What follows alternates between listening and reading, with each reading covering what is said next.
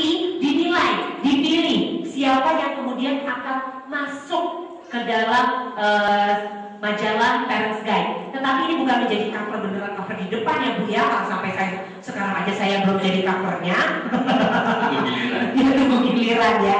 Oke, dokter ingin menceritakan mengenai Facebook PT Aktavis Indonesia. Silakan dokter. Ya, jadi begini, dalam rangka kegiatan acara ini juga kami mengadakan atau membuka sebenarnya apa yang disebut dengan Aktavis Care. Aktavis Care itu adalah suatu wadah di mana kita bisa berbagi informasi mengenai masalah yang terkait dengan kesehatan, terutama pertumbuhan dan perkembangan anak kita masing-masing. Nah, caranya cukup mudah. Jadi kita ketik nama di Facebook Aktavis Care, maka lalu kita add Aktavis Care, nanti administratornya akan melakukan approval terhadap permintaan kita. Setelah itu ibu dan bapak bisa langsung masuk ke dalam FB tersebut. Ya, jadi kita berteman ya, ibaratnya berteman dengan Aktavis Care, dan kita akan mendapatkan banyak sekali informasi terkini seputar kesehatan. Baiklah dokter, kita akan perkenalkan dulu satu persatu siapa-siapa saja yang akan menjadi narasumber kita ya. Gak apa-apa, dari dokter atau dari saya nih kira-kira perkenalkan? Dari aku. Yang pertama ya, kita beri tepuk tangan dan dokter boleh berdiri untuk juga bisa menyapa tamu-tamu kita di sini. Ada dokter Ananita, dokter Irawan Mangun Atmaja SPAK. Dan kemudian kita juga beri tepuk tangan untuk dokter Erni SPAK ya. Dokter Erni, dan juga praktisi medis dokter Irfan Perdana. Baiklah. Ya, sekedar gambaran saja mungkin untuk dokter yang sudah disebutkan merupakan narasumber kita yang memang mumpuni di bidangnya. Dokter Irawan adalah konsultan neurologi anak, artinya dokter yang berkecimpung dan pakar di bidang neurologi atau persarafan anak. Begitu pula dengan dokter Erni, beliau juga adalah konsultan di bidang neurologi anak, khususnya mengenai hal-hal yang terkait yang akan kita bicarakan hari ini. Sedangkan nanti dokter Irfan juga akan bicara secara teknis mengenai cara penggunaan obat yang tidak melalui mulut. Ya, betul sekali. Ya, sebagai pembuka kita, langsung saja saya akan mengundang narasumber kita yang pertama ya. Beliau adalah dokter umum FK Universitas Airlangga tahun 1990 ya. Dan kemudian beliau juga adalah dokter spesialis anak FK Universitas Airlangga tahun 2000, dan juga konsultan saraf anak Universitas Indonesia tahun 2005, dan mengambil program doktoral biomedis FK Universitas Brawijaya tahun 2012. Dan kemudian lagi ya, beliau adalah staf medis di Rumah Sakit Angkatan Laut Dr. Ramelan Surabaya. Kemudian juga pengajar di Fakultas Kedokteran Universitas Angkuat Surabaya. Lalu juga sebagai tenaga medis di Rumah Sakit Karangtembok Surabaya, dan juga pengajar di Fakultas Kedokteran Universitas Wijaya Kusuma saat ini. Ya, jadi langsung saja kita beri tepuk tangan untuk dapat hadir ke depan dan berbagi ilmu kepada kita semua, Dr. Erni SPAK.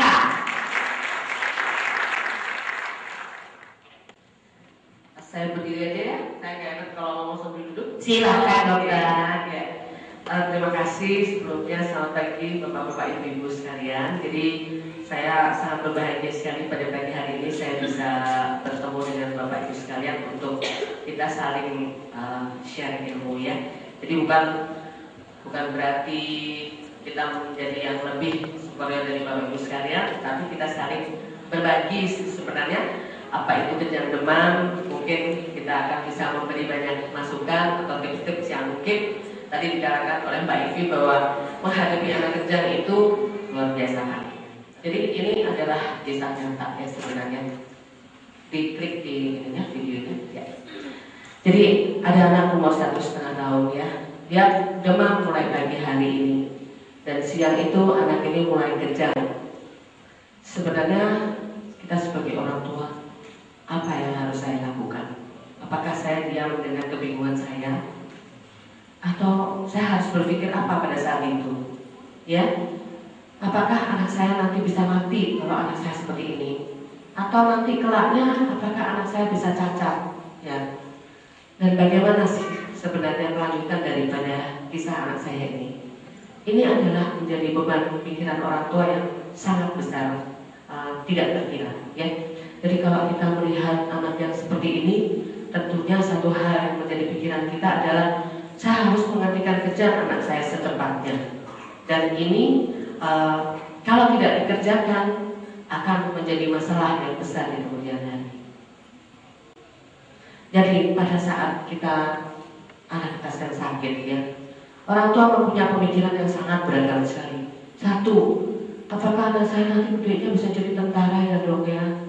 Saya ingin anak saya besok gedenya jadi tentara, bisa nggak ya kalau dia seperti itu? Atau saya ingin jadi dokter nih kayak dokter Irawan. Apakah anak saya nanti mampu menjadi seperti itu? Apakah dia nanti cacat? Apakah nanti dia buta? Atau dia nanti menjadi seperti ini? Ini adalah pikiran-pikiran buruk orang tua. Tetapi kita sebagai seorang dokter, kita sangat memaklumi. Karena apa? Karena ini semua bisa terjadi. Saya katakan bisa terjadi kalau kita tidak memanage anak kita dengan baik, ya. Jadi sebenarnya kita kembali, sebenarnya apa definisi kejang demam? Kejang demam adalah suatu bangkitan kejang yang terjadi pada kenaikan suhu tubuh, suhu rektal ibu di atas 38 yang disebabkan oleh satu proses penyakit di luar otak. Walaupun ini suatu penyakit yang di luar otak, katakanlah ini bukan suatu meningitis atau radang selaput otak dan yang lain-lain, tetapi apapun kejang harus tetap terkontrol dengan baik. Karena ada beberapa tipe kejang demam. Jadi kejang demam nanti akan kita lihat mempunyai beberapa tipe. Sebenarnya kenapa anak saya bisa kejang? Anak bisa kejang, kita kategorikan menjadi dua. Satu pada bayi baru lahir, yang kedua pada usia anak-anak. Pada bayi baru lahir bisa kejang, cedera karena persalinan, kekurangan oksigen pada saat dia dilahirkan, dan pada bayi kuning. Nah, adanya suatu kelainan-kelainan ini semua bisa menimbulkan kejang yang nantinya bisa berdampak pada jangka panjang. Pada anak bisa kejang karena infeksi di dalam otaknya, karena trauma kepala, jatuh, kecelakaan lalu lintas, jatuh dari tempat tidur, jatuh dari tangga, ya. Kekurangan cairan, misalnya pada saat diare, muntah yang berlebihan, atau karena memang kasus epilepsi atau orang awam menyebut ayam, dan yang terbanyak adalah pada kasus kejang demam. Hari ini kita akan batasi bicara mengenai kejang demam. Nah, sebenarnya akibat kejang itu apa? Kalau terjadi suatu kejang yang tidak terkontrol, akan terjadi kekurangan oksigen di dalam otak. Tergantung kejang ini terjadinya berapa lama, ya. Jadi kalau kejang ini terjadi lebih dari 30 menit, itu yang sangat berbahaya, bisa terjadi sesuatu kekurangan oksigen yang berat di dalam otak. Kekurangan zat gula, ya, di dalam otak, terjadi pembekaan otak, dan bisa menyebabkan terjadinya gangguan pada pusat pengontrolan suhu. Bisa terjadi panas tinggi yang tidak bisa kita kontrol lagi. Dampak klinisnya apa kalau orang itu kejang?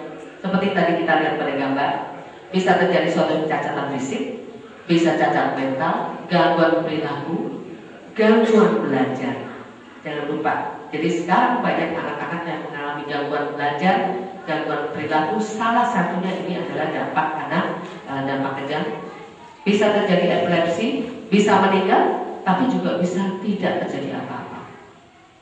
Ini yang dampak-dampak klinis yang bisa terjadi. Ya, kita berharap semuanya tidak terjadi apa-apa, tetapi kadang-kadang kita tidak bisa memprediksi hal itu. Klasifikasi, nah kita melihat, ya, jadi kejang itu dibagi menjadi kejang demam sederhana, ya. Ini adalah kejang demam sederhana. Kalau kita lihat lama kejangnya singkat biasanya, kurang dari 15 menit ya Ibu. Sifat kejangnya mengenai kedua tangan dan kedua kaki, dan kejang ini tidak berulang dalam 24 jam. Ini adalah tipe kejang demam sederhana. Nah, kita bersyukur bahwa 80% pasien kejang demam mempunyai bentuk kejang demam sederhana. Kejang demam sederhana relatif ini adalah suatu kejang yang tidak mempunyai dampak jangka panjang, prognosisnya cukup baik dan tidak memerlukan penanganan secara khusus, ya. Tetapi ada juga yang kita kenal dengan kejang demam kompleks. Ini adalah kejang dengan kriteria lama kejangnya lebih lama, lebih dari 15 menit. Kalau kita lihat, kejangnya bisa diawali dengan satu sisi tubuh, ya, seperti kita lihat pada anak ini, dia satu sisi atau satu sisi wajah, yang kemudian dia bisa menjadi dua sisi. Ya, ini adalah namanya kejang demam kompleks, ya. Dan kejang ini bisa berulang lebih dari satu kali dalam 24 jam. Ini adalah kriterianya. Kalau satu kriteria ini sudah terpenuhi pada pasien, ini kita sudah bisa menggolongkan ini ke dalam kejang demam kompleks. Kejang demam kompleks inilah yang harus dimanage dengan baik, karena nanti bisa berpotensi untuk menjadi macam-macam. Dan ini membutuhkan pengobatan rumahan dalam jangka waktu yang cukup panjang, ya. Nah, sebenarnya kejang demam itu apakah memang semua anak itu harus kejang pada saat dia demam? Tidak selalu. Kejang demam itu terjadi hanya 2-4% pada anak usia 6 bulan sampai 5 tahun. Jadi kita mempunyai batasan umur di bawah 6 bulan.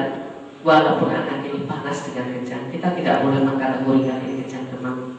Kita harus mencari penyebab yang lain, atau di atas 5 tahun, ya. Nah, usia tersering adalah pada 17 sampai 23 bulan, dan 80% itu bentuknya adalah kejang demam sederhana yang tidak membutuhkan penanganan secara khusus atau pengobatan jangka panjang.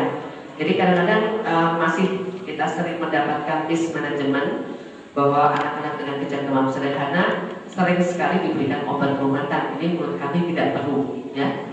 20% kejang bentuknya adalah kejang demam kompleks, dan ini yang kita lihat bahwa 8% itu mempunyai pola kejang yang lama lebih dari 15 menit, dan